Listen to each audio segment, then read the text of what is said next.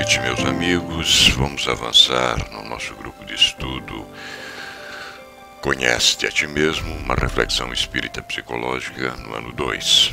Nós estamos estudando a série psicológica de Joana de Ângeles e o módulo 6º está avançando, tratando-se da sombra, o porão escuro da alma. A nossa aula 5, relacionando-se com a sombra, fazendo luz à escuridão, a sua parte 2. A nossa leitura introdutória vem da obra O Ser Consciente, da benfeitora Joana de Ângeles, de Valdo Franco. O seu prefácio é uma obra de 1993 que também faz parte integral da série psicológica. Diz-nos a nossa querida benfeitora: esmagado por conflitos que não amainam de intensidade, o homem moderno procura mecanismos escapistas em vãs tentativas de driblar as aflições, transferindo-se para os setores do êxito exterior, do aplauso e da admiração social, embora os sentimentos permaneçam agrilhoados e ferreteados pela angústia e pela insatisfação. As realizações externas podem acalmar as ansiedades do coração, momentaneamente, não porém erradicá-las, razão porque o triunfo externo não apazigua interiormente. Condicionado para a conquista das coisas na concepção da meta planificadora, o indivíduo procura soterrar os conflitos sob as preocupações contínuas, mantendo-os, no entanto, vivos e pulsantes, até quando ressumam e sobrepõem-se a todos os disfarces desencadeando, novos sofrimentos e perturbações devastadoras. O homem pode e deve ser considerado como sendo sua própria mente. Aquilo que cultiva no campo íntimo ou que o propele com insistência a realizações constitui a sua essência e legitimidade, e devem ser estudadas pacientemente, a fim de poder enfrentar os paradoxos existenciais, parecer e ser, as inquietações e tendências que o comandam, estabelecendo os paradigmas corretos para a jornada, liberado dos choques interiores em relação ao comportamento externo. Ignorar uma situação não significa eliminá-la ou superá-la. Tal postura permite que seus fatores constitutivos cresçam e se desenvolvam até o momento em que se tornam insustentáveis, chamando a atenção para enfrentá-los. O mesmo ocorre com os conflitos psicológicos. Estão presentes no homem que invariavelmente não lhes dá valor, evitando deter-se neles, analisar a própria fragilidade, de modo a encontrar os recursos que lhe facultem diluí-los. Enraizados profundamente, apresentam-se na consciência sob disfarces diferentes, desde o simples complexo de inferioridade, o narcisismo, a agressividade, a culpa, a timidez, até os estados graves de alienação mental. Todo conflito gera insegurança que se expressa multifacetamente, respondendo por inomináveis comportamentos na sombra do medo e das condutas compulsivas. Suas vítimas padecem situações muito afligentes, tombando no abandono de si mesmas quando as resistências disponíveis se exaurem. O ser consciente deve trabalhar-se sempre partindo do ponto inicial da sua realidade psicológica, aceitando-se como é e aprimorando-se sem cessar. Somente consegue essa lucidez aquele que se autoanalise, disposto a encontrar-se sem máscara, sem deterioração. Para isso, não se julga, não se justifica, não se acusa, nem se culpa, apenas descobre-se. A identificação segue-se o trabalho da transformação interior para melhor, utilizando-se dos instrumentos do auto-amor, da autoestima, da oração que estimula a capacidade de discernimento, da relaxação que libera das tensões, da meditação que faculta o crescimento interior. O auto-amor ensina-o a encontrar-se e desvela os potenciais de força íntima nele jacentes. A autoestima leva-o à fraternidade, ao convívio saudável com o seu próximo, igualmente necessitado. A oração amplia-lhe a faculdade de entendimento da existência e da vida real. A relaxação proporciona-lhe harmonia, horizontes largos para a movimentação. A meditação ajuda-o a crescer de dentro para fora, realizando-se em amplitude e abrindo-lhe a percepção para os estados alterados de consciência. O autoconhecimento se torna uma necessidade prioritária na programática existencial da criatura. Quem o posterga não se realiza satisfatoriamente, porque permanece perdido em um espaço escuro, ignorado dentro de si mesmo. É isso mesmo, professor?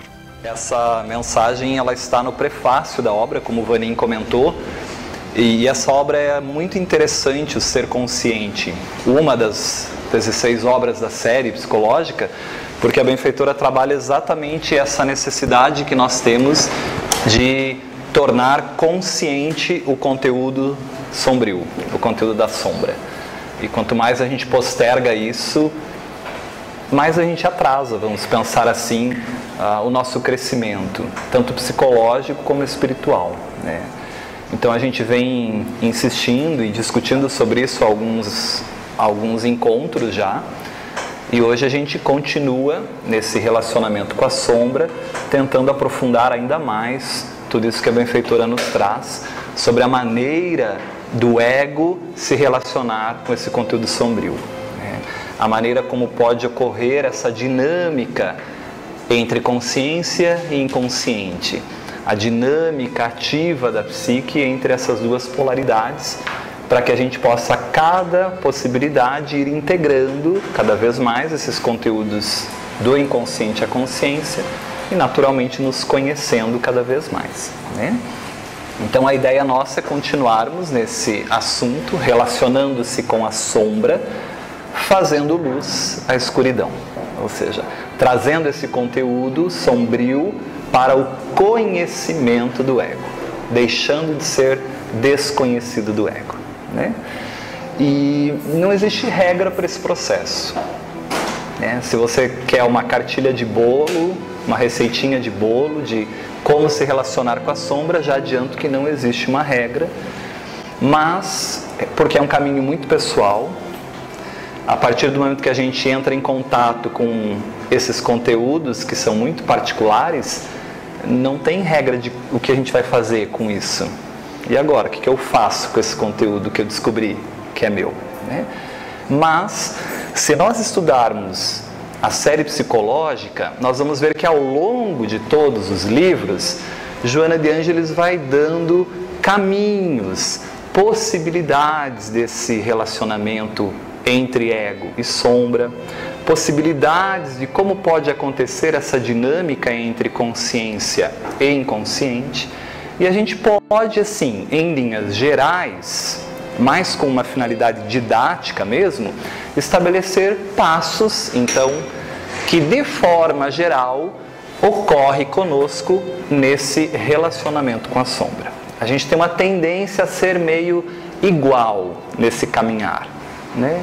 Uma maneira a ser igual na forma em que o ego vai se relacionando com a sombra. Então, didaticamente, a gente poderia dividir aí em 6 passos que o ego vai se relacionando com esse conteúdo, perfeito?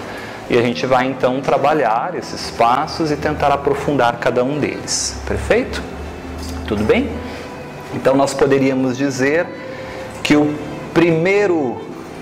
a primeira forma de nós nos relacionarmos com a sombra é nós desconhecermos que temos sombra, né?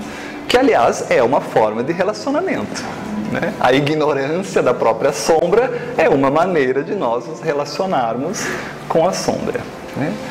Estamos talvez ainda na projeção, acreditando convictamente que os problemas não estão conosco, que os problemas são e estão nos outros, fora de nós, que aliás, se aquelas pessoas deixassem de existir, nossa vida seria muito mais bonita, muito mais colorida e feliz.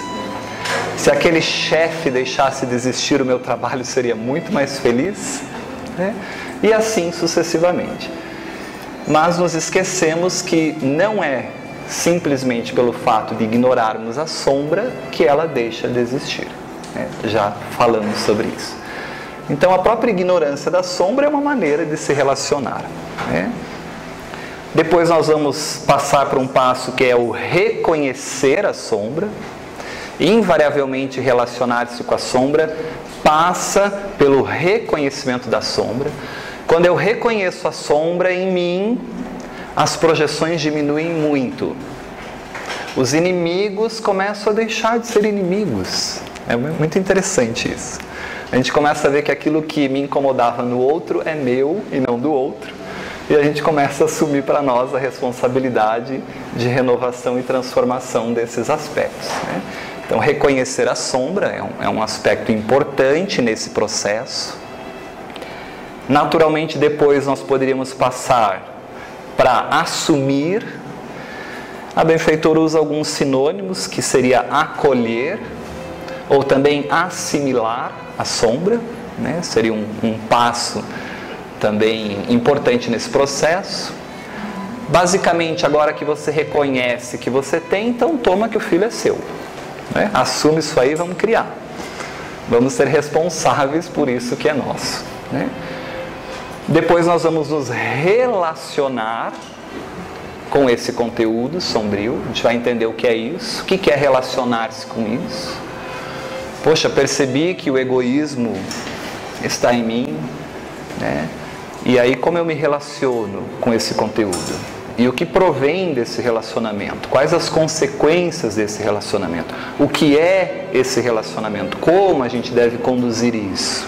Então, a benfeitora também trabalha esses aspectos como uma fase do processo de relação dinâmica do ego ao conteúdo sombrio, ou aos conteúdos da sombra.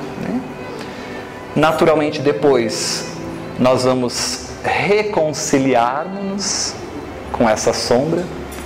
Isso é um grande benefício no processo de autoconhecimento, quando a gente se reconcilia com esse adversário interno enquanto estamos no processo evolutivo. É muito bonito.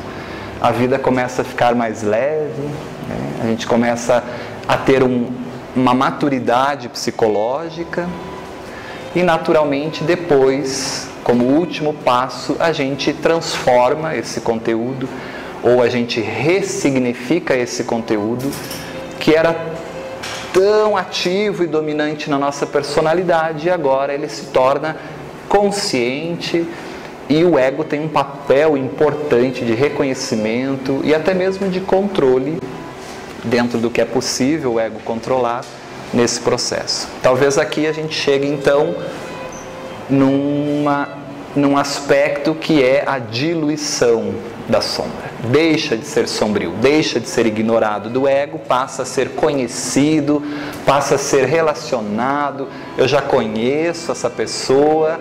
Vamos pensar que o conteúdo como didaticamente uma pessoa. Então, eu conheço essa pessoa que está dentro de mim, eu converso com ela, eu sei quando ela vem, eu sei o que ela gosta, eu sei o que ela odeia, e aí eu consigo integrar isso na minha personalidade. Talvez aqui a gente comece nessa maturidade psicológica a desenvolver o que a benfeitora diz que é a gratidão. Como ela mesma afirma, a gratidão é uma expressão da maturidade psicológica. Agora a gente começa a entender a vida, entender o sentido da vida. Esse ego se relaciona com o self, com os conteúdos sombrios. A função transcendente, como nós vimos, se exterioriza, acontece. E toda vez que o ego se relaciona ao self, que há a função transcendente, surge a cura. Surge o médico interno, como Jung diz. E esse processo é pessoal mesmo, vamos ter que nos esforçar para isso. Tudo bem? Então, de forma geral, são essas 6 maneiras que nós temos de nos relacionarmos, e nós vamos ver sobre esses aspectos. Qualquer semelhança com qualquer uma delas não é mera coincidência.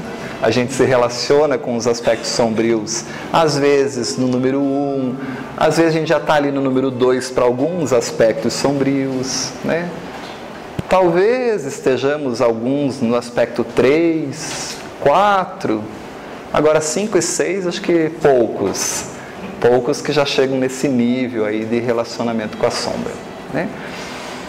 Mas antes de nós trabalharmos a sequência, então, precisamos de um pouco aí da teoria que a benfeitora nos traz, que é importante e fundamental para entender esse relacionamento, perfeito? Já entendemos que nós fomos deslocando para o inconsciente, negando a nós mesmos, aquilo que percebíamos como sendo um obstáculo para o êxito da aceitação e do reconhecimento na nossa família, no nosso grupo social, na escola, no trabalho, com o grupo de amigos, e fomos naturalmente imitando comportamentos para que pudéssemos ser aceitos pelo grupo. Isso nós vimos, nós já estudamos isso.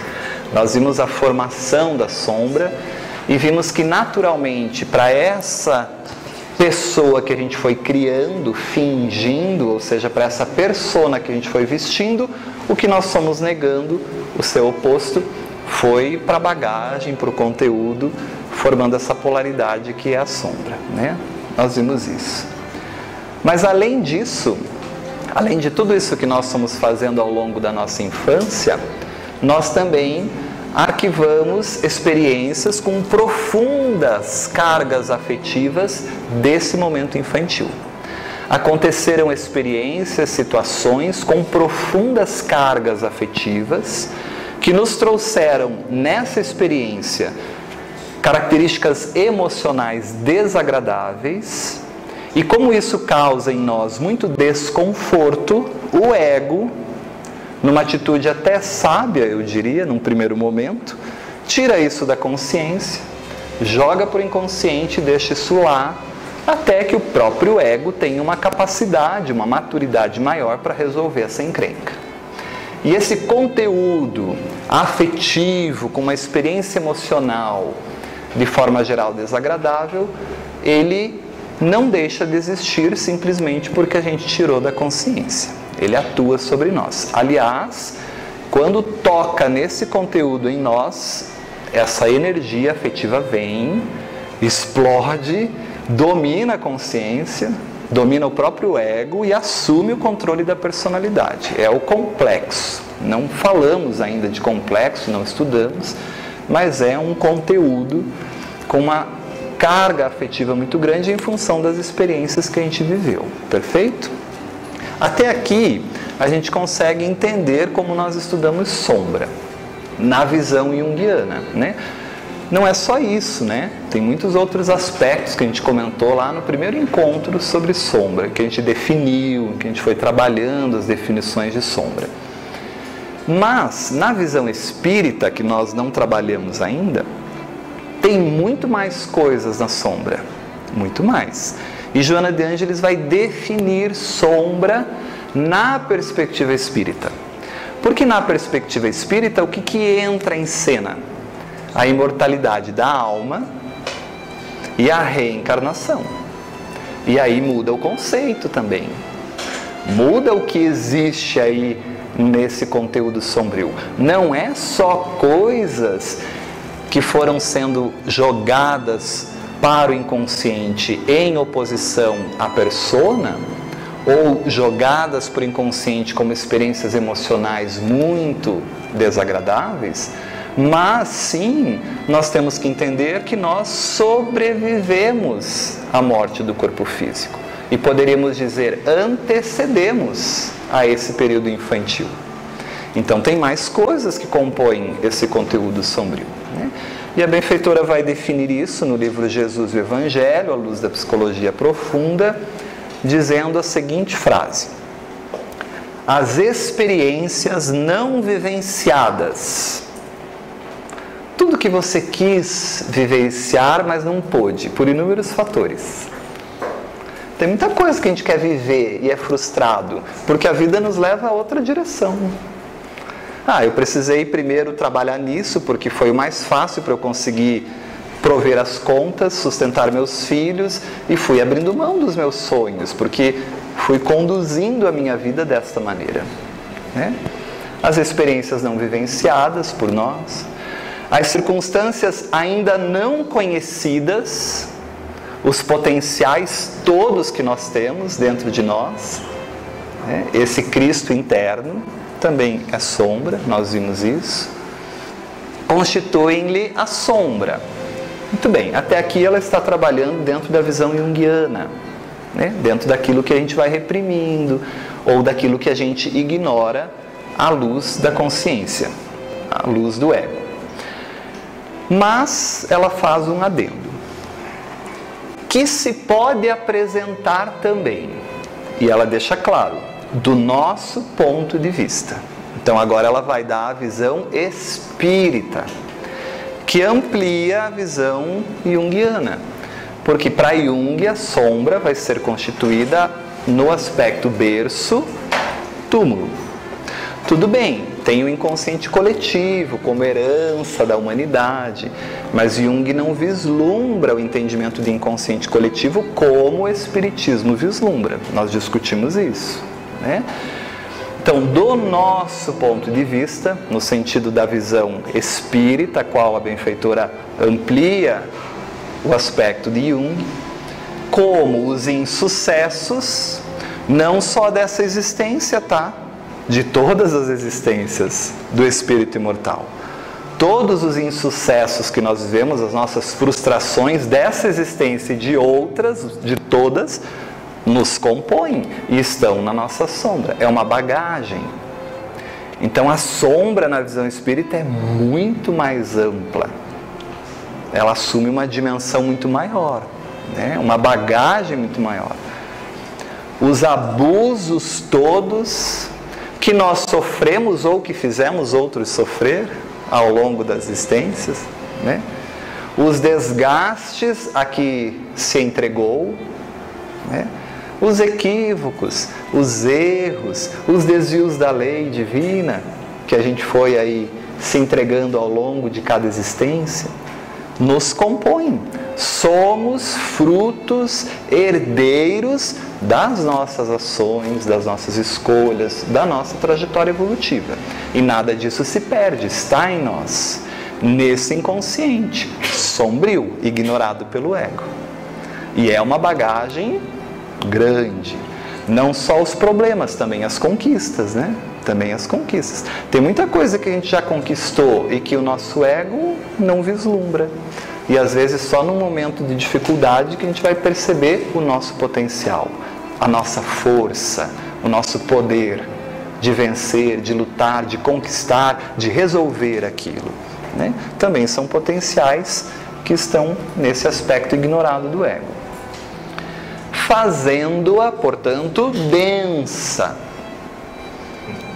E bota denso nisso. Se a gente contemplar a luz da reencarnação, quando você foi criado como espírito imortal? Isso aí. Quantas existências você teve desde aquele momento até agora? Muitas, muitas. Já passamos por um mundo primitivo todo. Já somos mais evoluídos, já estamos no mundo de provas e expiações, né? Já não somos mais espíritos de mundos primitivos, já temos conquistas, mas também não somos espíritos de mundos celestes, então temos muitas deficiências também, né? E esse é o processo em que em cada experiência vamos crescendo um pouco mais. Como a benfeitora diz no início da mensagem, reconhecer-se como se é, sem mais, mas também sem desprezo a tudo que eu sou, as conquistas que eu tenho, ao mesmo tempo em que eu procuro melhorar a cada dia, para avançar a cada dia, né? Então a nossa sombra é densa, é grande e principalmente ignorada pelo ego. O ego não dá conta de todo esse conteúdo. Ainda bem, né? Já pensou o ego conseguir olhar para tudo isso de uma vez? Muita luz cega também, muita luz faz mal. Muita luz ofusca.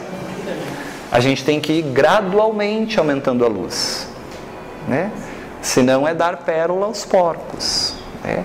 Então faz parte do processo reencarnacionista o aprimoramento, o fortalecimento do ego em cada experiência reencarnatória, né? Para com que a gente vá então trocando a nossa bateria, trocando os nossos LEDs, a potência dos nossos LEDs, né? Da nossa lâmpada, e cada vez podendo iluminar mais, gradativamente. Mas tem conteúdos da sombra que eu fiz em algumas existências que eu não posso acessar ainda. Aliás, se eu acessar, vai trazer um problema sério, porque eu não tenho estrutura ainda, nem moral, nem psicológica, nem entendimento para me relacionar com esse conteúdo, para vencer, para elaborar isso. Pelo contrário, se isso vir à consciência, vai me trazer mais culpa, mais problemática. Então isso fica inconsciente, sombrio. Até que o Wagner amadureça enquanto ego, e aí sim eu posso agora retomar aquele conteúdo. Mas não é porque eu não retomo que ele some, ele está lá. Ele fica arquivado. É da lei, nada ficará oculto. Tudo que eu transgrido, tudo que eu faço de transgressão à lei é registrado. O momento em que isso será cobrado é que varia em função do meu conhecimento. Isso está lá em o livro Céu e o Inferno, quando Allan Kardec vai trabalhar sobre o código penal da vida futura. Exatamente. Allan Kardec vai ser muito claro quando ele diz, é só uma outra leitura, mas o termo utilizado é outro, mas o sentido psicológico é perfeito. Então Kardec vai dizer que não é possível que Deus, sendo justo, perfeito, possa exigir daquele que transgrediu a lei uma renovação, um reparo, se este que transgrediu a lei ainda não compreende que transgrediu. Ele acha que ele está certo. Ele acha que ele não errou. E aí como é que a gente vai poder reparar algo? Não tem como, não tem sentido. Até que haja um momento de maturidade, de aprimoramento desse espírito, que ele entende, meu Deus, caiu a ficha, eu não posso fazer isso, não é adequado, não é ético, não é moral. Joana de Ângeles vai dizer que esse momento que cai a ficha, ela vai dizer, é um ganho de nível de consciência para o espírito. Entendi. Agora que eu entendi, puxa, tudo que eu fiz. E aí vem toda a minha conta. Bom, então agora que você entendeu que não pode matar alguém, porque até então você matava e achava que você estava no seu direito. Né? Agora que você entendeu que não pode, porque você amadureceu moralmente, eticamente, todas essas transgressões, então, vão ter que ser ressarcidas. Por isso que Kardec diz que no momento em que o espírito compreende o seu equívoco, ele entra num estado muito grande de remorso. E isso é um inferno consciencial. E quando eu estou num remorso muito grande, qual é a maneira que eu tenho para resolver isso? Reparando o mal que eu fiz, devolvendo com bem o mal que eu cometi. E para isso, então, eu tenho as oportunidades reencarnatórias. E aí ele vai trabalhar todo o aspecto da justiça divina nesse processo. Né? Então aqui a benfeitora amplia muito essa visão de sombra. E esses conteúdos necessitam de diluição, necessitam ser reconhecidos pelo ego. Cada um a seu tempo, no seu momento, no melhor momento para aquilo vir à tona. Depois que eu compreendi, que eu entendi como eu vou trabalhar isso dentro do meu planejamento reencarnatório. Tudo bem? Estão acompanhando aqui o raciocínio? Perfeito. E naturalmente, depois que eu entendo isso, é mais fácil de eu substituir esses comportamentos por atitudes mais compatíveis com esse nível evolutivo que eu me encontro agora. Eu me desenvolvo enquanto inteligência, enquanto sentimento, enquanto conquista psicológica, ético-moral. Eu sou uma pessoa melhor. Então, naturalmente, eu vou substituindo esse comportamento por atitudes mais condizentes com o estado que eu me encontro agora. Perfeito? De forma geral, é isso que a benfeitora trabalha. Então, aumenta muito o que é a sombra. Perfeito? Dúvidas aqui? Comentários? Pensem que somos um viajante. E nessa viagem a gente tem duas bagagens aí, de forma mais geral. Conquistas, virtudes, conquistas intelectuais, virtudes ético-morais, vai tudo para uma bagagem.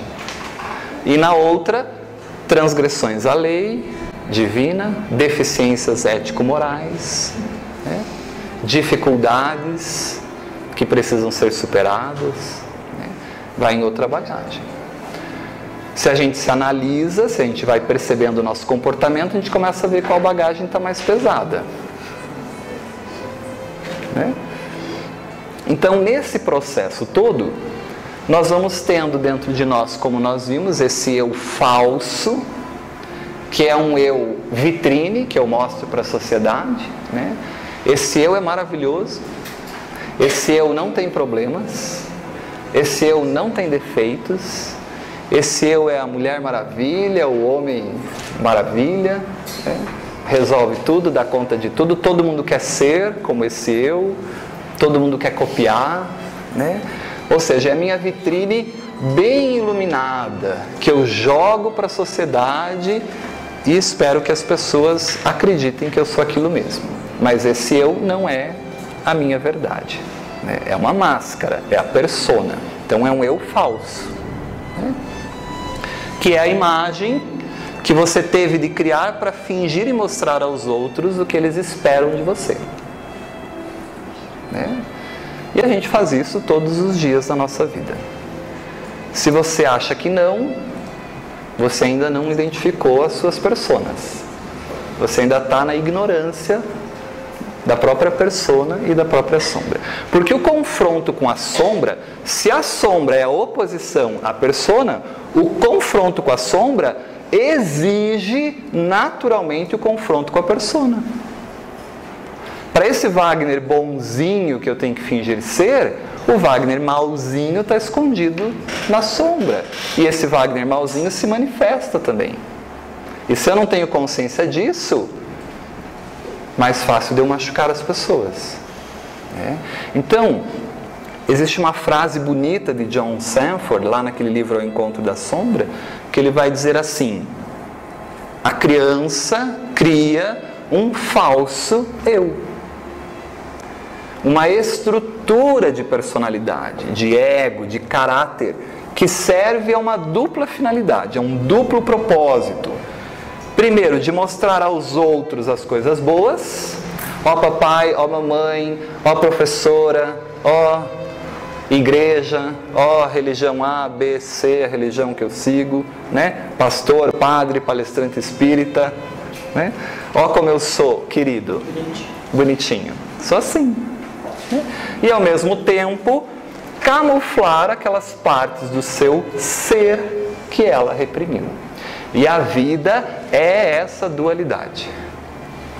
Tenho que mostrar a castidade, mas a sexualidade está em ebulição no meu interior. Tenho que mostrar que eu sou caridoso, mas eu odeio ir lá naquelas pessoas fedidas, não gosto. A vida é essa dualidade. E quanto menos consciência eu tiver da persona e da sombra, menos eu estou me renovando, mais eu estou fazendo fachada só. É por isso que Jung vai dizer que a renovação passa invariavelmente pelo contato com a sombra. Eu tenho que desconstruir as máscaras e entrar em contato com os conteúdos que verdadeiramente me compõem. Qual é a minha intenção? Né?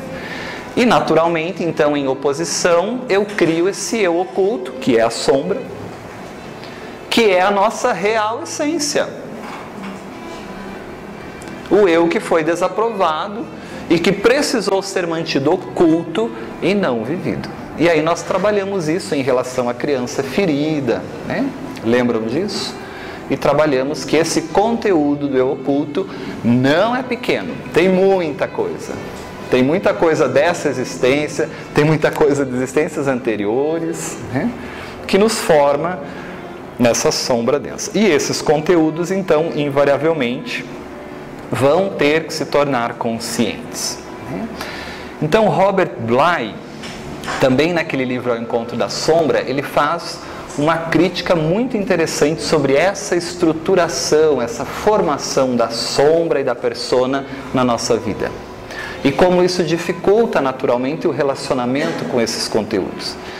Ele vai dizer assim, ó: passamos nossa vida até os 20 anos decidindo quais as partes de nós mesmos que poremos nas sacolas. Que parte de nós a gente vai negar, jogar para o inconsciente e fingir, esquecer, reprimir e deixar ignorado do ego, deixar na sombra. E por que esse autor fala até os 20 anos? Porque é o momento de maior impacto para aquilo que eu preciso ser para a sociedade, né? Ser aceito, ser amado, ser visto bem, né? Então a gente passa até os 20 anos escolhendo, decidindo, esse decidindo entre aspas, né? O autor brinca com isso porque não é consciente o processo, né? Quais as partes de nós que poremos nas sacolas. E aí a gente passa o resto da vida tentando tirá-las de lá. Porque a gente vai ter que retomar esse conteúdo ignorado, sombrio, e é difícil, não é fácil, né? Algumas vezes, diz Robert Bly, parece impossível recuperá-las, como se a sacola estivesse lacrada, né? Parece impossível. E esse é um processo importante que nós vamos ter que vivenciar, né? Agora, eu poderia pensar assim: Wagner, isso aí não está inconsciente em mim? A sombra não é inconsciente? Não é ignorada do ego? É. Eu nem sei que eu tenho isso aí. Para que mexer? Deixa quieto lá. Já que eu não sei mesmo. Deixa lá. Não mexe nisso. Já que é inconsciente, não sei mesmo que tenho isso. Deixa isso quieto. Para que mexer com essa tal de sombra? Essa é a questão. Vocês já não se perguntaram isso? O que a gente tem que fuçar nessas coisas? E aí o importante é a gente entender, relembrar a teoria de Jung, né? Porque Jung vai dizer assim: mas isso não é um trabalho do ego. Não depende de querer ou não querer. Não depende da consciência. Não é você que quer. É o self que determina que esses conteúdos têm que ser integrados pela consciência. E se o self determina, porque o self tem esse potencial de planificação, de realização, de desenvolvimento do seu mito pessoal, na doutrina espírita nós poderíamos dizer: esse espírito imortal tem um planejamento reencarnatório a cumprir. Então, naturalmente, esses conteúdos que precisam ser trabalhados, que vão beneficiar o espírito, que vão providenciar um crescimento ético-moral, intelectual, uma ressignificação da vida, melhor entendimento da vida, eles vão vir. Então, mesmo que você não queira mexer, você vai ser convidado a mexer. Porque o espírito imortal, pela lei de evolução, que é uma lei divina, impulsiona o ego a esse confronto. Naturalmente, Jung não vai dar esse termo, porque esse termo é de Joana de Ângeles, né? Planejamento reencarnatório, evolução espiritual. E Jung vai chamar de função compensatória do inconsciente, ou eixo ego-self. Jung vai dizer assim: é o self que tem a função integradora, é o self que tem a sabedoria do inconsciente. Aliás, é o self que é a sabedoria de toda a psique, muito mais do que o ego. É o self quem cria a consciência. Então é o self que controla isso. Há uma conexão. Ego e self não estão desligados um do outro. Personalidade e espírito imortal não estão desconectados um do outro. Há uma conexão. Inclusive, o que determina a minha personalidade é exatamente o espírito imortal e as necessidades do espírito imortal, que determinam como vai ser esse planejamento reencarnatório. Então, ego e self estão ligados um ao outro. Há uma relação de dependência entre ego e entre self. Como nós já comentamos aí anteriormente, né? O ego, ele precisa do self para existir. Porque o ego surge a partir do self. É o self quem cria, que tem em si o potencial para a criação e origem da consciência, né? Fruto do que o espírito imortal traz de todo o caminhar evolutivo, né? Ao longo do desenvolvimento e ampliação dos níveis conscienciais nos reinos da natureza. Nós estudamos isso. Então esse espírito imortal, esse self, traz em si a potencialidade de criar o espírito, a individualidade ali naquele mundo. Conhecimento de si mesmo, discernimento do certo e do errado, né? Então o ego precisa do self para existir, porque surge a partir do self. Sem o self o ego não existe. Só que, ao mesmo tempo, nessa relação de dependência, o self precisa do ego para se plenificar. Porque todo o conteúdo inconsciente, para ser integrado na consciência, passa invariavelmente pelo ego. Então o self, para se realizar, vai enviar esses conteúdos sombrios para a consciência, queiramos ou não queiramos. Mas olha que interessante essa ideia, né? Então, por mais que a gente não queira mexer nisso, mas deixa aí, tá tão bom essa vida de culpar os outros, de achar que o problema não sou eu, mas uma hora você vai ter que acordar que o problema é você. Você vai ter que resolver isso em você. Quanto mais o rumo da vida do indivíduo se torna alguma forma unilateral, estou vivendo para o ego, estou neurotizado psicicamente, dividido, estou só na polaridade ego, pela função compensatória do inconsciente, o polo oposto se ativa na mesma intensidade. Qual é o polo oposto? Self.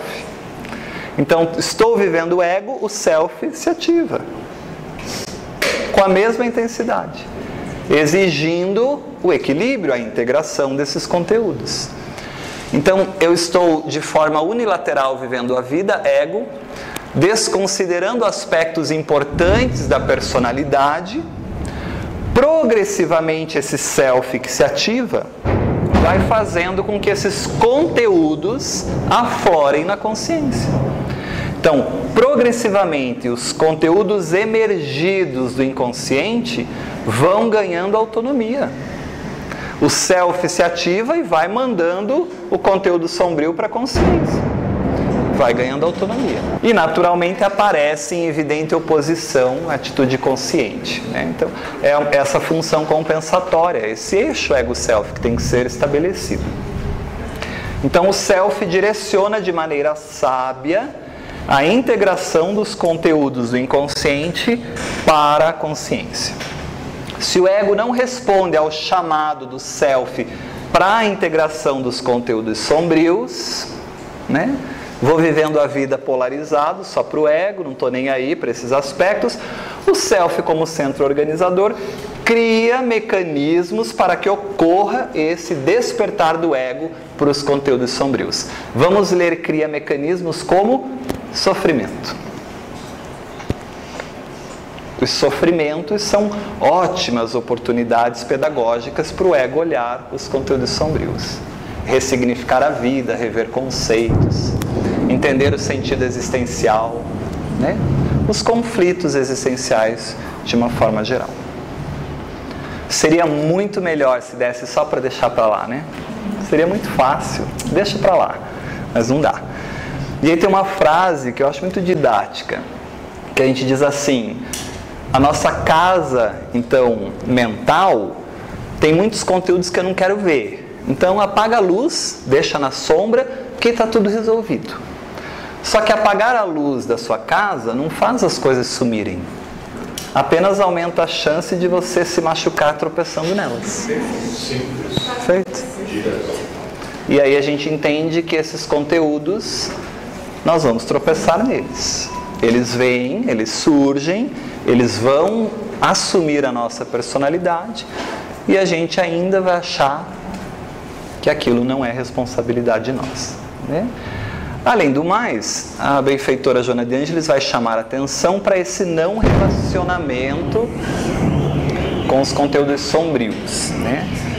Se eu não me relaciono com esses conteúdos da sombra, alguma coisa começa a acontecer na minha vida, né? Se eu ignoro isso em mim e deixo isso para lá, então a gente começa a ter aquele comportamento que nós vimos nos encontros anteriores, que é a consequência do não relacionamento com os conteúdos sombrios, né? Sensação de vazio, isso é muito comum. Sensação de negatividade, de pessimismo. Ansiedade é um fator também que denota que a gente está ignorando, não dando atenção. Características de quem vive uma vida unilateral, né? Polarizada, que vive para o ego, que vive para uma polaridade da psique, né? Descontentamento, vai perdendo a graça pela vida, vai perdendo o interesse, né? Ressentimento, a pessoa vai guardando muita mágoa de tudo, ela acha que todo mundo magoa ela, todo mundo é contra ela, né? Pessoas que são desconectadas dessa real, desse eixo ego-self, né? Tristeza, pode evoluir para depressão, e aí falta de criatividade, raiva, agressividade, vingança, sensação de abandono, né? Deus não me ajuda, ninguém me ajuda, eu estou sozinho no mundo. Naturalmente, às vezes, sentimento de culpa por isso, né? Desconexão do eixo ego-self. Então, não tem como a gente não se relacionar com esse conteúdo. É isso que eu quero deixar bem claro. Na verdade, o processo é o contrário. Quanto antes a gente se relacionar e integrar esses conteúdos, melhor. Porque a gente vai controlando isso de uma maneira mais consciente. Jung vai ser muito enfático em toda a sua teoria, quando ele diz que o encontro consigo mesmo significa, antes de mais nada, o encontro com a própria sombra. Se nós não trabalharmos o encontro do ego com a própria sombra, nós não estamos num processo de autoconhecimento. Você pode estar em qualquer outro processo, mas não é de renovação íntima, não é de renovação moral, não é de renovação psicológica. Você pode estar criando fachada, fingindo que você está melhorando, e aí você só vai às vezes sair dessa loucura quando você desencarnar, né? Que daí você vai cair para a realidade de que você não melhorou nada mesmo, que você só fingiu que melhorou, fingiu que conquistou coisas. Então, quando a gente entra em contato com a sombra, é o momento em que verdadeiramente começa o processo de renovação íntima. Porque aí eu paro de estar tão vinculado a essa persona, a máscara, ao fingimento, e começo a assumir o compromisso perante a vida, a responsabilidade das deficiências. Começo a entender que eu não sou tudo isso que eu acho que eu sou. Como a gente brinca que eu não estou ali sentado à direita de Deus ainda.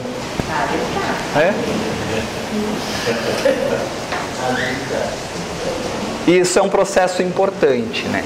Importante. Bem? E o que é o trabalho com a sombra? A gente está falando então de relacionar-se com a sombra, trabalhar a sombra, levar luz à escuridão, fazer luz, trazer luz à escuridão. O que é isso? Então, no livro Ao Encontro da Sombra, Connie Zweig, chamamos de trabalho com a sombra veja o que é isso, né? Para a gente compreender. O que é trabalhar a sombra? O que é relacionar-se com a sombra? Chamamos de trabalho com a sombra o processo consciente. É consciente, tem que ter a participação do ego. Tem que ter. Porque senão é domínio da sombra sobre o ego. O ego ainda nem reconhece que aquilo é dele. Então não está trabalhando a sombra ainda. Está sendo dominado pela sombra. Trabalhar a sombra é quando eu começo a perceber de maneira consciente que aquelas deficiências são minhas. Isso é muito importante. Então, é o processo consciente e intencional. Eu quero fazer, eu busco por isso, eu procuro cultivar e me relacionar. Como o texto da benfeitora diz muito bem no início, né? Um processo de avaliação que envolve oração, meditação, uma atitude sincera de querer se contactar com aquilo, de querer se descobrir, né? Aberto, disponível a esse relacionamento, com coragem, sabendo que não vai encontrar coisas boas por aí. Tem coisas boas, mas para as coisas boas aparecerem tem que vencer as coisas más, primeiro, que atrapalham a manifestação das coisas boas. Então é esse processo consciente e intencional de admitirmos aquilo que havíamos optado por ignorar ou reprimir. Isso tem que ficar claro para nós, perfeito? Todo o conteúdo que eu optei por fingir que não existe, ignorar, achar que é do outro, projetar no outro, reprimir, se eu começo a ter acesso a isso de maneira consciente e intencional, eu estou trabalhando a minha sombra. É outro problema que eu vou fazer com esse conteúdo que eu acessei, tá? Depois a gente vê. O autoconhecimento exige, olha, como diz Jung, né? Aqui eles reiteram isso. O autoconhecimento exige a recuperação de tudo que havíamos rejeitado, tudo que a gente pôs na sacola, como diz Robert Bly, em nome do nosso ideal de ego. Da nossa persona, daquilo que eu construí, daquilo que eu mascarei. Senão a gente fica fragmentado, né? Fica dividido, não fica integrado. Fica com vários eus, porque a sombra são vários eus, e que eu não conheço nenhum, e fica aquela zona dentro de mim, cada um agindo de um jeito, querendo uma coisa e buscando uma coisa. E ninguém vai para lugar nenhum. Né? Quanto mais é essa zona psicológica dentro de mim, mais eu oscilo no meu comportamento. Hoje eu estou feliz, amanhã ninguém pode falar comigo. Hoje eu estou de bom humor, amanhã eu estou de péssimo humor. Claro, porque essas pessoas estão vindo. Hoje vem o Wagner queridinho, amanhã vem o Wagner demônio. Né? Quanto mais integrado eu tenho o conteúdo sombrio à minha personalidade, mais equilibrado é o meu comportamento. Eu não tenho tantas oscilações, não tenho tanta polaridade. Olha Jesus, olha o comportamento do Cristo, sempre igual, né? Integrado, conhecedor de todo o seu conteúdo sombrio, seja quando caluniado, seja quando não caluniado, quando amado, quando ofendido. Comportamento do Cristo, sempre o mesmo. Junto aos desprezados da sociedade, junto aos que não eram desprezados, mesmo comportamento. A justiça, sempre justo. O nosso dizer começa a ser sim, sim, não, não. Né? Essa é a integração, isso proporciona para nós isso. E também essa energia toda que está na sombra é uma energia desperdiçada, não é para ficar lá. Essa energia é para ser utilizada para o self, para o nosso crescimento, para a nossa evolução, para a nossa individuação. Então, contactar o conteúdo sombrio é ressignificar, transmutar essa energia para outros locais, para eu crescer e me desenvolver. Tanto que os autores continuam, olha lá. A personalidade da sombra pode ser percebida e assimilada por quem? Percebida e assimilada por quem? Pelo ego. Pelo ego. Reduzindo assim seus potenciais destrutivos. Porque se o ego não sabe que aquele comportamento é dele, aquele comportamento, quando aflorar, invade a consciência e atua, e depois eu vou pedir desculpa, me arrepender, achei que não era eu, meu Deus, como é que eu pude agir dessa maneira? Né? Estava possuído. Né? Então a chance de eu machucar as pessoas é muito maior. Porque, gente, magoar alguém, ofender alguém e pedir desculpa depois é muito fácil. Difícil é controlar o impulso de agredir alguém. Isso é difícil, porque isso é autoconhecimento. Ó, eu sei que essa animosidade está em mim e que essa situação eu vou explodir. Então pronto, eu já nem vou entrar nesse rolo aí. Não vou, porque eu não vou dar conta. Né? Nossa, mas você não é espírita? Por ser espírita e estudar autoconhecimento que eu me controlo, se eu não dava uma bofetada na tua cara, como diz o Marlon, né? Que ele brinca lá com a avó dele. Que a avó diz pra ele, ué, mas você não é espírita? E ele responde, é por ser espírita que eu não dou uma bofetada na tua cara. Que eu já sei que eu vou responder de forma agressiva e vou me controlar. Né? Então, essa característica que está em mim na sombra pode ser percebida e assimilada, reduzindo assim seus potenciais destrutivos.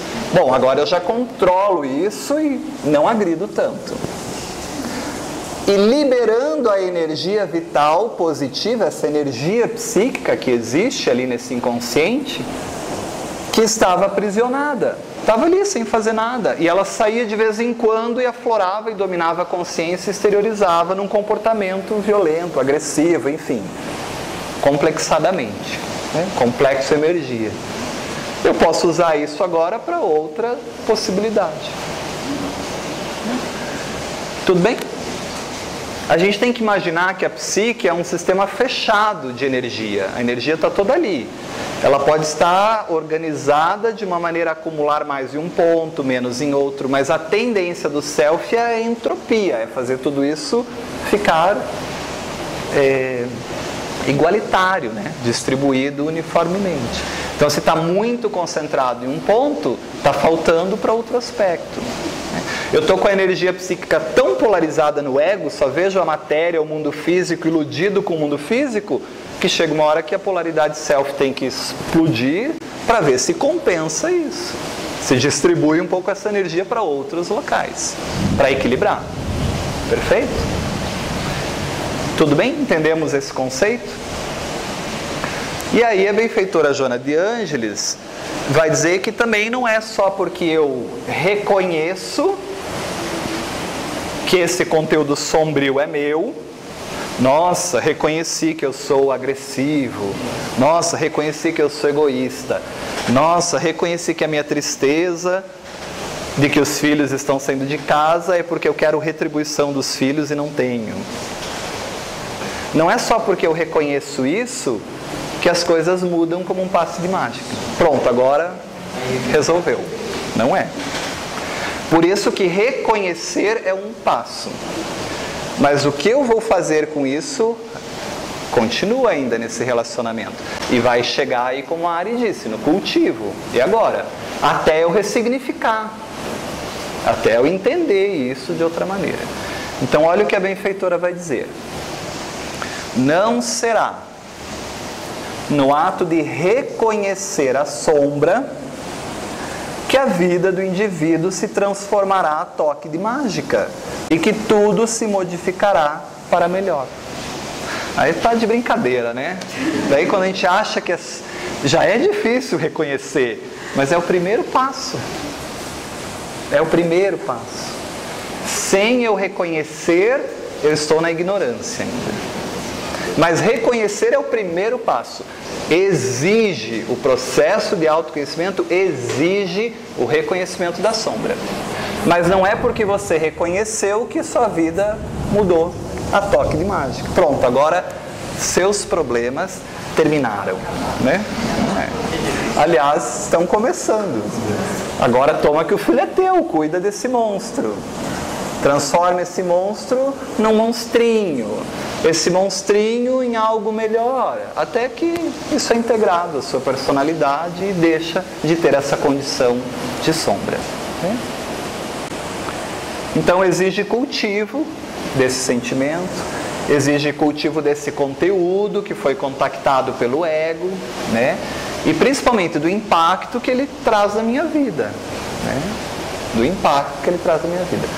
Poxa, então quer dizer que eu sempre me senti ofendido porque realmente eu sou extremamente vaidoso, eu não admito que falem mal de mim. Isso é um grande progresso para o autoconhecimento, porque eu reconheci a vaidade em mim. E agora, como eu vou lidar com isso? Cultivar. Por que será que eu me sinto assim? Por que será que essa vaidade vem? Muitas vezes vai ter relação com a criança ferida, como nós trabalhamos aí, né? Então, assumir a sombra, de novo naquele livro Ao Encontro da Sombra. Assumir a sombra implica confrontá-la e assimilar seus conteúdos dentro de um autoconceito mais amplo. Por que eu sou assim? Por que eu me sinto assim? Por que essas situações despertam essa característica em mim? Por que aquela pessoa me irrita tanto? O que mexe em mim?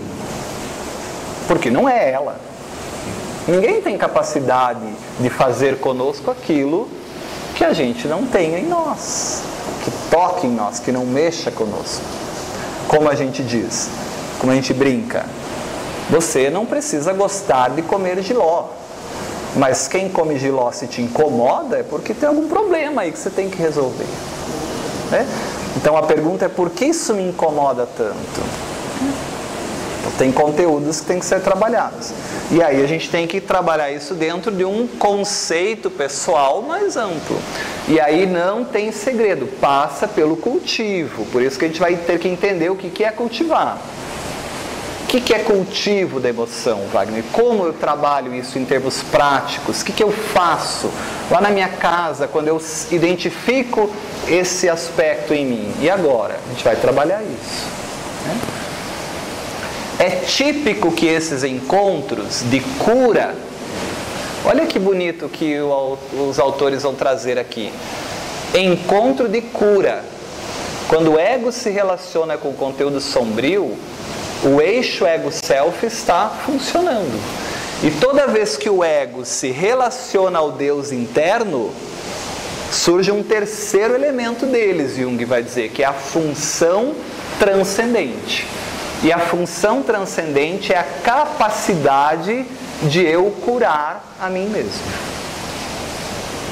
Por isso ela vai trabalhar os encontros de cura. Jung, num de seus livros, tem uma ideia linda. E a ideia que ele trabalha é mais ou menos assim. Existe um momento da terapia, existe um momento do processo de autoconhecimento que o médico, que é o terapeuta, precisa abandonar o seu paciente para morrer sozinho. Gente, ele está falando simbolicamente, por favor. Ele está dizendo que não tem mais o que o terapeuta possa fazer pelo paciente. O terapeuta suporta a dor, acolhe o inconsciente, ajuda o paciente a elaborar esse inconsciente, que também se mistura com o dele, porque à medida que o terapeuta cura, ele é curado. É um processo mútuo. Mas encontrar-se com o self é um trabalho individual. E aí, nesse momento em que o ego percebe o conteúdo sombrio, é sempre considerado, para Jung, como um momento de morte para o ego, de grande sofrimento. Porque ele tem que assumir a responsabilidade. Simbolicamente, é a queda do cavalo de Paulo de Tarso. Ou melhor, de Saulo. Sim, é a queda do cavalo de Saulo. Dizem que era camelo. Dizem que era camelo, não sei. Mas ao mesmo tempo em que essa queda causa em Saulo um conflito muito grande, nesse momento o terapeuta não pode resolver isso pelo paciente, porque é um processo interno de encontro consigo mesmo. Isso a gente vai estudar melhor na jornada heróica, que a Ariana vai conduzir conosco esse processo. Mas a morte, diz Jung, também é o auge da transformação. Porque não existe transformação maior do que a morte. E ao mesmo tempo em que o paciente morre, para os conceitos que ele acreditava na visão limitada daquele ego, ele nasce para uma nova visão, para um novo entendimento da vida. Ah, não é mais o outro que me irrita, sou eu que me irrito, porque eu tenho essa deficiência. Muda conceito, mas é uma morte. E nesse momento do encontro, o médico interno é desperto. Então Jung vai dizer que não existe medicamento que cure, a não ser o próprio encontro com o Deus interno, com o médico interno, que é a função transcendente. Por isso Jung diz que é preciso abandonar o paciente para morrer sozinho e acolhê-lo no retorno, no seu renascimento. Porque agora ele tem um novo potencial consciencial de ego para mudar aquilo, para ressignificar. Perfeito? Então isso é uma cura. Geralmente isso ocorre na meia-idade. Tá, se a gente pensar a meia-idade na época de Jung, qual era a média de vida na época de Jung? 50. Uns 60, 70, 80, será que chegava a 80? Mas então ali, seus 30 anos, 35, já estava na metade da vida, né? Hoje para nós melhorou um pouquinho, né? Já podemos ir aí aos 40, talvez 40 e alguma coisa, né? Mas de forma geral é na meia idade ou no meio da jornada da vida é que é típico esses encontros do ego com o self. É o momento que a gente começa a pensar que a nossa vida não está legal, que tem alguma coisa nos incomodando, que a gente tem que rever conceitos, que a forma como eu vivi e conduzi a vida até agora não está certo. Vivi só para os meus filhos, vivi só para o meu marido, nunca vivi para mim, para o que eu queria. Começa a vir um monte de coisas. E aí, o que é isso? O que é isso? É o self gritando para essa psique, dizendo: ego, olha para mim. Olha para esses conteúdos que você foi ignorando e que são importantes para você viver feliz, pleno, integrado, né? Não significa que isso não aconteça antes da meia-idade, tá? Tem pessoas, espíritos mais maduros psicologicamente, que já fazem esse processo precocemente. Mas de forma geral, por que é no meio da vida? Porque até o meio da vida eu estou voltado para quê? Gente, eu estou voltado para o ego. Eu quero um lugar na sociedade, eu quero ser bem visto, eu quero dinheiro, eu quero satisfazer as necessidades do mundo, eu preciso das coisas materiais, eu preciso sustentar a família, a casa, enfim, eu estou voltado para fora. É o sol, lembra? O sol que está subindo para o meio-dia. Eu estou para fora. No meio da vida há uma inversão da polaridade ego para self. E aí é o sol que do meio-dia começa a cair, né? É a descida, é o voltar-se para os aspectos internos. Por isso que de forma geral na meia-idade isso acontece, mas não que não aconteça antes. De forma geral na meia-idade os índices de depressão são mais elevados, mas os encontros com a sombra podem ocorrer sempre que sentimos. Isso é importante para nós que estamos no processo de autoconhecimento. Sempre que sentimos nossa vida estagnar-se e perder coloração e significado. Comecei a sentir isso na minha vida, pode ter certeza que o self está atuando nesse chamado para o ego olhar para esses conteúdos sombrios. Nesse entendimento, olha o que a Joana de Ângeles vai propor. Muito obrigado, depressão. Muito obrigado. Porque já que o ego não olha para o conteúdo sombrio, a depressão faz olhar. A depressão é um convite amoroso do self para ele abandonar o ego idealizado, abandonar as máscaras, as personas que ele construiu e rever a sua vida realmente como deveria ter sido. E nunca é tarde para isso, ainda mais na visão reencarnacionista, né? Então isso é importante para nós estarmos atentos. O trabalho com a sombra pode ter início de modo especial quando reconhecemos e sentimos os efeitos constritores da negação. A gente começa a sentir os efeitos desses conteúdos todos que nós negamos. Quais efeitos, Wagner? Esses, né? Esses efeitos do não relacionamento com este ego self. Então, a gente começa a sentir os efeitos da negação. Bem, reconhecemos e sentimos os efeitos constritores da negação. Quando começamos a duvidar dos valores pelos quais vivemos até agora. Poxa, será mesmo que eu preciso trabalhar tanto assim? Será mesmo que a vida é só ganhar dinheiro? E às vezes a gente trabalha a vida toda tentando ganhar dinheiro, no final da vida fala assim, trabalhei a vida toda para tentar ficar rico, não fiquei rico e perdi a vida. Então olha o que ela diz, quando começamos a duvidar dos valores pelos quais vivemos até agora, é o encontro com a sombra. E vemos que nossas ilusões sobre nós mesmos e o mundo se estilhaçam, né? E às vezes nós temos ilusões, muitas, e isso vai se perdendo.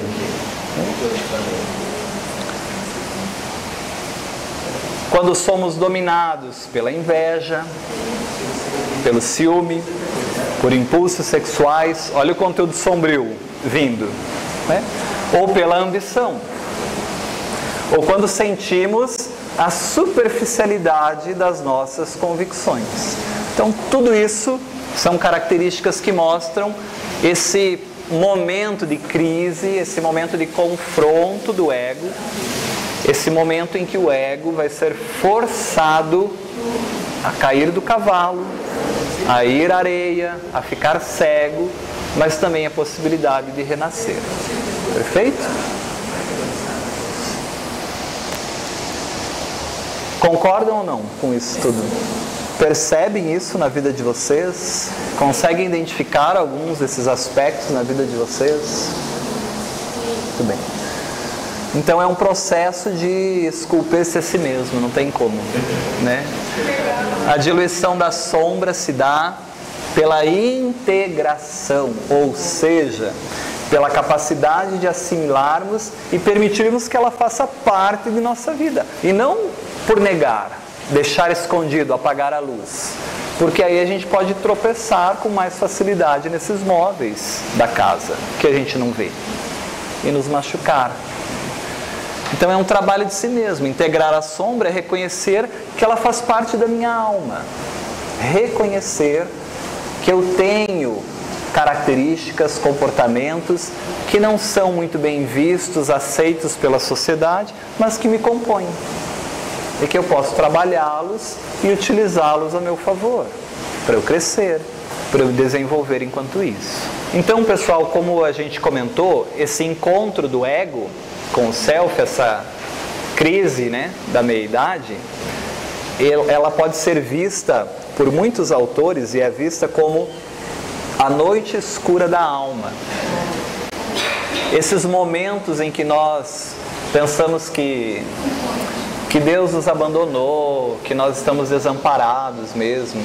Esses momentos que a gente acha que a vida talvez não tenha sentido, ou talvez tudo aquilo que eu pensava e acreditava, começo a pensar que talvez não seja bem assim.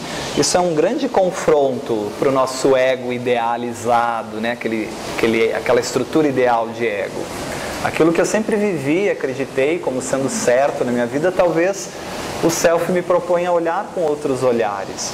Então isso é um grande confronto e é um grande sofrimento para o ego. E Jung vai dizer que sempre que o ego se encontra com o self, o ego sofre com isso. É um momento de sofrimento, no sentido psicológico, né? Então o confronto com a sombra, ele retira esses nossos apoios, essas nossas crenças, esses nossos valores, que são ilusões egóicas que nós construímos, acreditando que a vida era aquilo, que a vida funcionava daquele jeito. E a vida agora nos convida a rever tudo isso, a redimensionar essas posturas. E isso mexe muito conosco. Por isso Jung afirma que o confronto com a sombra é de ordem moral, porque ele desestabiliza os nossos valores, inclusive. Então tira os nossos apoios, tira as nossas muletas, destrói nossas bases morais artificiais, porque é uma ilusão do ego, não é uma verdade do self. E aí o ego sofre com isso. Tem que admitir que aquilo a base na qual ele construiu essa casa não era uma base sólida. E existe uma parábola muito bonita de Jesus, que ele diz que essa casa tem que ser construída sobre a rocha. Porque aí quando vierem os desafios existenciais, no sentido psicológico, essa estrutura não é abalada. Diferente daquela casa que é construída, daquela vida que é estruturada numa ilusão egóica, em mentiras, de uma polaridade, na areia. E aí isso desmorona. É o momento da morte psicológica, da morte simbólica. Então, isso destrói as nossas bases de sustentação, que geralmente são numa visão ilusória do ego, uma lente que eu uso, eu acho que a vida é isso, e eu leio a vida dessa maneira, nessa lente, e a vida me tira isso, e mostra que não é bem assim. E aí nos joga ao chão mesmo, nesse símbolo tão bonito ali de Saulo, que vai ao chão e renova-se num processo para Paulo. É uma sensação esmagadora e perturbadora, em que perdemos aquilo que mais acreditávamos, nossas convicções. Parece que nos tornamos piores. É o momento em que, no processo terapêutico, a pessoa fala que está piorando. Que bom que você está piorando, que você acha que está piorando, porque esse é o processo natural desse confronto, quando em verdade nós não estamos piorando, apenas estamos tendo contato com aquilo que sempre fomos e não sabíamos que éramos ou não queríamos ver que éramos. Você apenas acessou algo que sempre esteve aí, mas negado, reprimido, inconsciente. Então o ego é forçado a perceber que essa maneira que ele acreditava que era certo, talvez não seja. Que a forma como ele sempre se posicionou perante a vida, talvez não seja a melhor forma de agir. E que as deficiências que sempre eu achei que eu não tinha, que na verdade eu tenho. Então, poxa, parece que eu não sou nada, sou essa porcaria. E aí é um problema, porque Joana de Angelis vai dizer que nesse momento eu posso entrar num processo muito ruim de culpa, que não me ajuda, só atrapalha. Por isso o ego tem que ir se estruturando, fortalecendo para ir gradativamente acessando o conteúdo. Porque a culpa não ajuda em nada. Então, olha que bonito na mensagem inicial o que ela vai dizer. O ser consciente deve trabalhar-se sempre, porque a gente não para nunca de se aprimorar, partindo do ponto inicial da sua realidade psicológica. Como eu sou hoje, esse Wagner que eu descobri nesse aspecto sombrio, tudo bem, eu acolho isso, faz parte do que me compõe, eu ainda estou assim, não vou ser assim para sempre, mas ainda estou assim, aceitando-se, portanto, como se é, mas não paralisando, aprimorando-se sem cessar. E aí ela diz assim, para isso não se julga. Mas também, olha aí, encontrei todo esse conteúdo e começo a julgar tudo isso. Não. Nem também se justifica. Ah, mas também, claro que eu sou agressivo. Olha o jeito do fulano, e começo a racionalizar um mecanismo de defesa. Não me culpo, mas também não me justifico. Não se acusa, nem se culpa. Então não é um processo de mutilação, é um processo de reconhecimento. É diferente. Por isso ela diz, apenas descobre-se. Me descobri assim. Isso faz parte da minha existência, do meu ser, da minha personalidade. Vou dar a mão a esse conteúdo e vamos lá, vamos caminhar junto, vamos ver para onde nós vamos. Vamos tentar ser o Cristo quanto antes. Isso é muito importante. Senão a gente fica num processo de julgamento, de culpa, e não sai disso. Não sai disso. Né? Então é importante, especialmente quando a gente começa a entrar em contato com as deficiências que a gente acha que não tem e que a gente vê que a gente tem. Né? E quando a gente entra em contato com essas deficiências, vocês vão ver que param um pouco as projeções. Os outros param de nos incomodar tanto. Quando as pessoas param de nos incomodar tanto, isso é um ótimo sinal. Estou projetando menos, estou entrando em contato com a minha sombra. Quanto mais as pessoas me incomodam, mais eu estou projetando o meu inconsciente fora, porque eu não vejo. Então o self é tão inteligente, sábio, que já que o ego não vê, o self cria um mecanismo para ver se o ego vê indiretamente. Joga para fora, para com que o outro seja um espelho da própria sombra. É espetacular isso. Projetar é maravilhoso, porque permite ao ego reconhecer a sombra. Né? É importante isso. No processo de autoconhecimento, a projeção tem o seu papel para reconhecimento e identificação do ego, do aspecto sombrio pelo ego. Senão a gente não consegue perceber muitas vezes. Tanto que nós estudamos isso. Né? Está te incomodando? Para e se analisa. O que você está projetando? Qual é o conteúdo sombrio que seu ego não vê? Que precisou ser projetado lá. E aí isso favorece essa análise de si mesmo. Por isso nós não temos inimigos, né? Externos. Não temos. Não temos. Se a gente acha que tem inimigo externo, toma a sua projeção para si e se analisa para entrar em contato com o conteúdo sombrio que você está projetando. Né? Tá vendo como o autoconhecimento é a chave para o progresso moral? Senão eu fico só na fachada, fico só no fingimento, na periferia. Então esse encontro do self, o encontro do ego com o self, perdão, sempre vai ser visto como essa sensação de morte, né? É doloroso, uma sensação de abandono, de desespero, é a noite escura da alma. E como a gente comentou, talvez essa morte seja a mais bela de todas essas transformações, porque força o ego a olhar com novos olhos, a ressignificar, né? Então, o confronto com a sombra, tornar consciente esses conteúdos, é também um encontro com o self, ao mesmo tempo. Ao mesmo tempo em que eu vou confrontando os conteúdos sombrios, eu encontro com esse potencial interno que existe em mim, que é o self. Então isso é muito rico para nós. E se eu me encontro com o self, eu desenvolvo meus potenciais criativos, de resolução, de compreender a vida sob novas perspectivas, de ressignificar aquele evento, de poder melhorar naquele aspecto. Né? Isso é muito importante para nós. Mas isso vai ser sempre visto como uma experiência dolorosa para o ego. Mas essa experiência dolorosa antecede a iluminação. Né? Talvez seja muito doloroso para aquela borboleta ou para aquela lagarta que está se tornando borboleta sair do casulo. Mas também depois que sai... É trabalhoso. Né? É trabalhoso. Pode ter certeza. E também doloroso.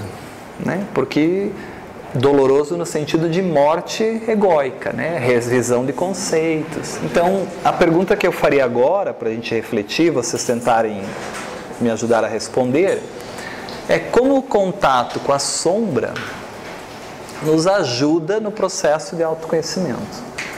Ou seja, como é que o ego entrando em contato com esse conteúdo sombrio e tendo toda essa sensação de morte, de abandono, de solidão, de achar que a vida não está fluindo bem, essa ansiedade, essa perda de criatividade, essa falta de interesse pela vida, pelo colorido, né, da vida, como isso pode nos ajudar a nos conhecermos melhor? Vamos tentar responder isso aí. Porque a benfeitora Joana de Ângeles responde, ela vai nos dar as orientações de por que é importante entrar em contato com a sombra. Então, na verdade, a pergunta é essa: por que é importante entrar em contato com a sombra? Né? Como é que conhecer uma deficiência me torna melhor? Como é que conhecer uma deficiência me faz realmente mudar intimamente e não fingir, achar que eu estou mudando? Essa é a ideia que eu queria refletir. Moralmente, intimamente, qual é o grande benefício que o Espiritismo nos proporciona? Renovação íntima. Se você é espírita há X anos e continua igual, sem renovação moral, barbas de molho. Que desencarna e vai para o hospital psiquiátrico espírita. Achando que já está bom, que já está evoluído, né? A doutrina espírita nos dá um grande apoio, que é renovar-se intimamente, né? Que bom que quando a gente compreende isso cedo, né? Doutrina espírita não precisa de centro espírita, não precisa de templo. Nós já falamos disso, o templo é interno. O conhecimento do Espiritismo nos auxilia a compreender o sentido da vida e nos renovar intimamente, dentro da compreensão desse sentido. Da compreensão de Deus, da compreensão da justiça divina, da compreensão do sentido existencial. Por isso não é uma religião tradicional, Kardec diz, né? No sentido convencional. Mas, como esse contato com a sombra nos ajuda a ser melhor, ético-moralmente, nos ajuda a parar de fingir? Reflitam sobre essa pergunta, que nós vamos responder no próximo encontro, né?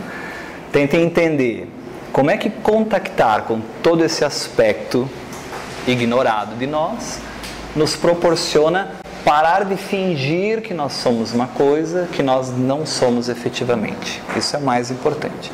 Porque toda vez que a gente falar de autoconhecimento, nós estamos falando de renovação íntima verdadeira, não de fachadas, não de máscaras, né? E aí isso passa invariavelmente pelo contato com a sombra. Como Jung disse, esse encontro exige o contato do ego com a sombra. Então aqui a gente teve 3 excelentes contribuições. Nos mostra as nossas limitações, as nossas deficiências, ao mesmo tempo nos dá a humildade, nos mostra que somos humanos, e Joana de Ângeles vai trabalhar muito isso, ela vai trabalhar o Jesus humano. É muito importante entender esse conceito, o Jesus homem, exatamente, né? Para a gente não criar esse ego endeusado. Foi privilegiado, que ele Perfeito. teve um caminho diferente do nosso, né? Isso é dizendo que é necessário nascer de novo. Isso aí. É necessário nascer de novo. E para nascer de novo tem que morrer para as visões ilusórias que a gente tinha desse ego. E ao mesmo tempo a contribuição de que isso nos compõe, queiramos ou não, faz parte da nossa totalidade, né? E não há como ser integrado excluindo partes de nós.